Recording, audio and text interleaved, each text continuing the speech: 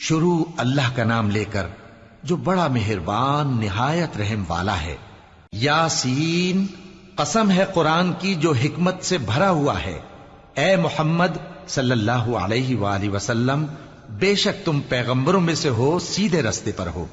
یہ قرآن غالب و مہربان کا نازل کیا ہوا ہے تاکہ تم ان لوگوں کو جن کے باپ دادا کو خبردار نہیں کیا گیا تھا خبردار کر دو کہ وہ غفلت میں پڑے ہوئے ہیں۔ ان میں سے اکثر پر اللہ کی بات پوری ہو چکی ہے، سو وہ ایمان نہیں لائیں گے۔ ہم نے ان کی گردنوں میں طوق ڈال رکھے ہیں اور وہ ٹھوڑیوں تک پھنسے ہوئے ہیں، تو ان کی گردنیں اکڑی ہوئی ہیں، اور ہم نے ان کے آگے بھی دیوار بنا دی اور ان کے پیچھے بھی، پھر ان پر پردہ ڈال دیا تو یہ دیکھ نہیں سکتے۔ اور تم ان کو خبردار کرو یا نہ کرو، ان کے لیے برابر ہے، یہ ایمان نہیں لائیں گے۔ تم تو صرف اس شخص کو خبردار کر سکتے ہو جو اس نصیحت یعنی قرآن کی پیروی کرے اور رحمان سے غائبانہ ڈرے، سو اس کو مغفرت اور بڑے ثواب کی بشارت سنا دو۔ بے شک ہم مردوں کو زندہ کریں گے، اور جو کچھ وہ آگے بھیج چکے اور جو ان کے نشان پیچھے رہ گئے ہم ان کو قلم بند کر لیتے ہیں، اور ہر چیز کو ہم نے کتاب روشن یعنی لوح محفوظ میں لکھ رکھا ہے۔ اور ان سے گاؤں والوں کا قصہ بیان کرو جب ان کے پاس پیغمبر آئے، یعنی جب ہم نے ان کی طرف 2 پیغمبر بھیجے تو انہوں نے ان کو جھٹلایا، پھر ہم نے تیسرے سے تقویت دی تو انہوں نے کہا کہ ہم تمہاری طرف پیغمبر ہو کر آئے ہیں۔ وہ بولے کہ تم اور کچھ نہیں مگر ہماری طرح کے آدمی ہو، اور رحمان نے کوئی چیز بھی نازل نہیں کی، تم محض جھوٹ بولتے ہو۔ انہوں نے کہا کہ ہمارا پروردگار جانتا ہے کہ ہم تمہاری طرف پیغام دے کر بھیجے گئے ہیں، اور ہمارے ذمے تو صاف صاف پیغام پہنچا دینا ہے اور بس۔ وہ بولے کہ ہم تم کو اپنے لیے منحوس سمجھتے ہیں، اگر تم باز نہ آؤ گے تو ہم تمہیں سنسار کر دیں گے اور تم کو ہم سے دکھ دینے والا عذاب پہنچے گا۔ انہوں نے کہا کہ تمہاری نحوست تمہارے ساتھ ہے، کیا اس لیے کہ تم کو نصیحت کی گئی؟ نہیں، بلکہ تم ایسے لوگ ہو جو حد سے تجاوز کر گئے ہو۔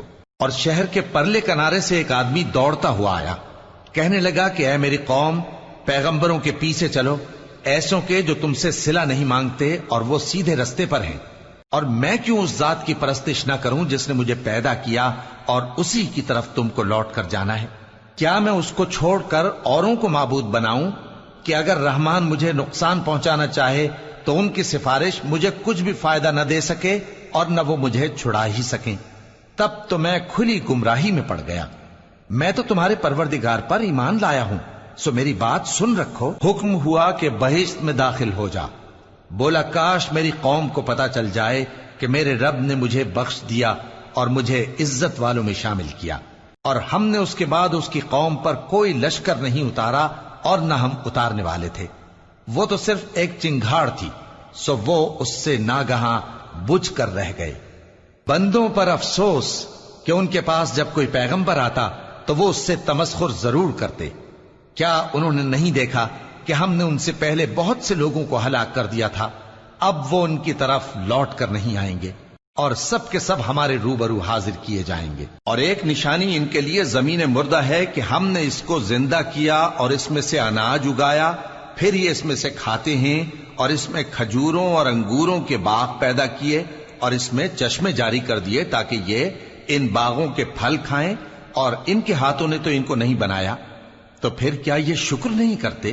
وہ ذات پاک ہے جس نے زمین کی نباتات کے اور خود ان کے اور جن چیزوں کی ان کو خبر نہیں سب کے جوڑے بنائے۔ اور ایک نشانی ان کے لیے رات ہے کہ اس پر سے ہم دن کو کھینچ لیتے ہیں تو اسی وقت ان پر اندھیرا چھا جاتا ہے، اور سورج اپنے مقرر رستے پر چلتا رہتا ہے، یہ اس غالب و دانا کا مقرر کیا ہوا اندازہ ہے۔ اور چاند کی بھی ہم نے منزلیں مقرر کر دیں، یہاں تک کہ گھٹتے گھٹتے کھجور کی پرانی شاخ کی طرح ہو جاتا ہے۔ نہ تو سورج ہی سے یہ ہو سکتا ہے کہ چاند کو جا پکڑے، اور نہ رات ہی دن سے پہلے آ سکتی ہے، اور سب اپنے اپنے مدار میں تیر رہے ہیں۔ اور ایک نشانی ان کے لیے یہ ہے کہ ہم نے ان کی اولاد کو بھری ہوئی کشتی میں سوار کیا، اور ان کے لیے ویسی ہی اور چیزیں پیدا کی جن پر یہ سوار ہوتے ہیں، اور اگر ہم چاہیں تو ان کو غرق کر دیں، پھر نہ تو ان کا کوئی فریاد رس ہو اور نہ ان کو رہائی ملے، مگر یہ ہماری رحمت اور ایک مدت تک کے فائدے ہیں۔ اور جب ان سے کہا جاتا ہے کہ جو تمہارے آگے اور جو تمہارے پیچھے ہے اس سے ڈرو تاکہ تم پر رحم کیا جائے، اور ان کے پاس ان کے پروردگار کی طرف سے کوئی نشانی نہیں آتی مگر اس سے منہ پھیر لیتے ہیں۔ اور جب ان سے کہا جاتا ہے کہ جو رزق اللہ نے تم کو دیا ہے اس میں سے خرچ کرو، تو کافر مومنوں کے متعلق کہتے ہیں کہ بھلا ہم ان لوگوں کو کھانا کھلائیں جن کو اگر اللہ چاہتا تو خود کھلا دیتا، تم تو کھلی گمراہی میں ہو۔ اور کہتے ہیں اگر تم سچ کہتے ہو تو بتاؤ یہ وعدہ کب پورا ہوگا؟ یہ تو ایک چنگھاڑ ہی کے منتظر ہیں جو ان کو اس حال میں کہ باہم جھگڑ رہے ہوں گے آ پکڑے گی، پھر نہ تو یہ وصیت ہی کر سکیں گے اور نہ اپنے گھر والوں میں واپس جا سکیں گے۔ اور جس وقت سور پھونکا جائے گا یہ قبروں سے نکل کر اپنے پروردگار کی طرف دوڑ پڑیں گے، کہیں گے ہائے بربادی، ہمیں ہماری خوابگاہوں سے کس نے جگہ اٹھایا۔ یہ وہی تو ہے جس کا رحمان نے وعدہ کیا تھا اور پیغمبروں نے سچ کہا تھا۔ وہ تو صرف ایک زور کی آواز ہوگی کہ سب کے سب ہمارے روبرو آ حاضر ہوں گے، پھر اس روز کسی شخص پر کچھ بھی ظلم نہیں کیا جائے گا اور تم کو بدلہ ویسا ہی ملے گا جیسے تم کام کرتے تھے۔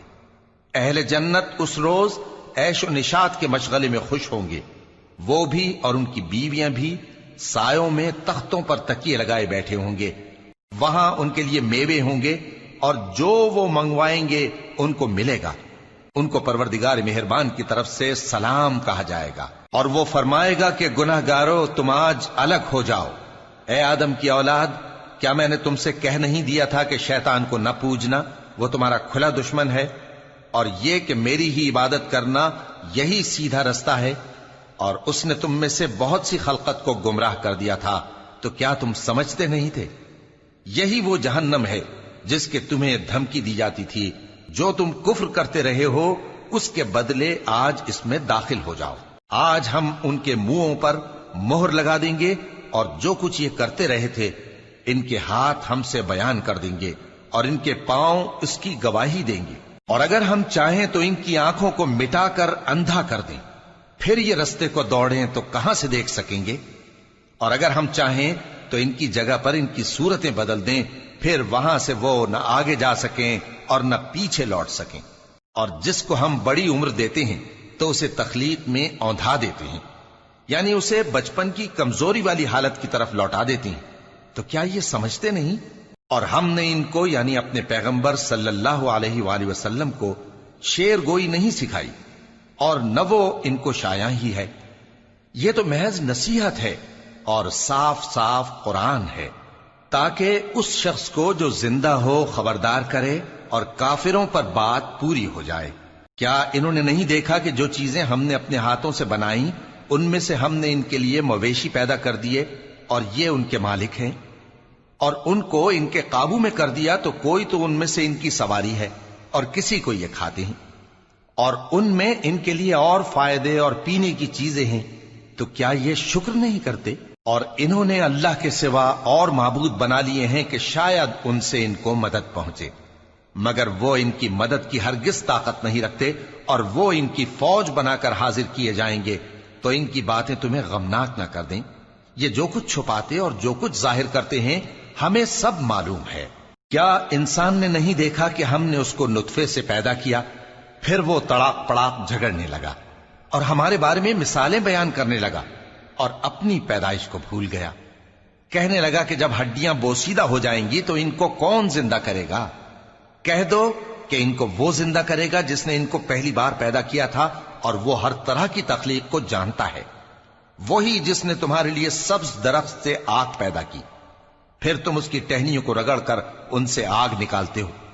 بھلا جس نے آسمانوں اور زمین کو پیدا کیا، کیا وہ اس بات پر قادر نہیں کہ ان کو پھر ویسے ہی پیدا کر دے؟ کیوں نہیں؟ اور وہ تو سب کچھ پیدا کرنے والا کامل علم والا ہے۔ اس کی شان یہ ہے کہ جب وہ کسی چیز کا ارادہ کرتا ہے تو اس سے فرما دیتا ہے کہ ہو جا، تو وہ ہو جاتی ہے۔